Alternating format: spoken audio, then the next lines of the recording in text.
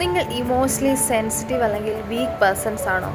So emotionally sensitive അല്ലെങ്കിൽ week ആയിട്ടുള്ള ആൾക്കാർ ലൈഫിൽ ഫേസ് ചെയ്യുന്ന ഒരു മെയിൻ പ്രശ്നമാണ് അവർക്ക് കോൺഫിഡൻസോടുകൂടി ഒരു കാര്യം മറ്റുള്ളവരുടെ മുന്നിൽ അവതരിപ്പിക്കാൻ പറ്റുന്നില്ല എന്നത്.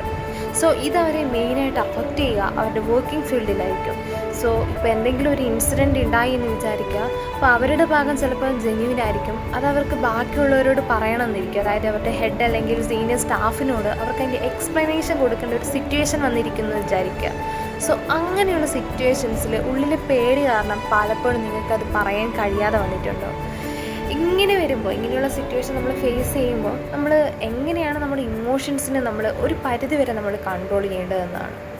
സോ ഒന്നാമതായിട്ട് നമ്മൾ ശ്രദ്ധിക്കേണ്ട കാര്യം, നമുക്ക് പറയേണ്ട കാര്യം എന്താണ് എന്നൊരു ബോധ്യം ക്ലിയർ ആയിട്ട് നമ്മുടെ മെമ്മറിയിൽ അത് ഉണ്ടാവണം.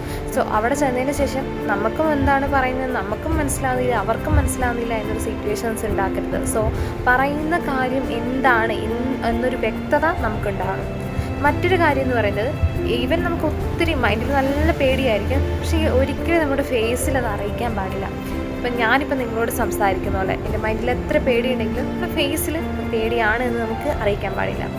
സോ മറ്റൊരു കാര്യം, നമുക്ക് പേടി വരുമ്പോൾ അത് നമ്മുടെ ബോഡി ലാംഗ്വേജിനെ വല്ലാണ്ട് അഫക്റ്റ് ചെയ്യും.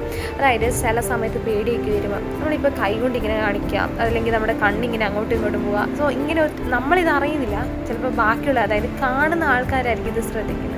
സോ നമ്മളവിടെ സ്റ്റഡി ആയിട്ട് നിൽക്കുക എന്നാണ് മെയിനായിട്ട് നമ്മൾ ചെയ്യേണ്ട ഒരു കാര്യം.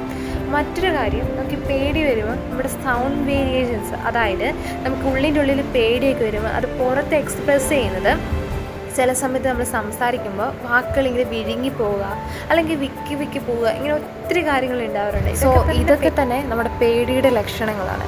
ഇത്രയും കാര്യങ്ങൾ തന്നെ നമ്മൾ ഏകദേശം ഒന്ന് കുറച്ചെങ്കിലും കൺട്രോൾ ചെയ്യാൻ ശ്രമിക്കുകയാണെങ്കിൽ തന്നെ നമ്മൾ പകുതി മുക്കാലും കോൺഫിഡൻ്റ് ആയി എന്ന് പറയാൻ സാധിക്കും.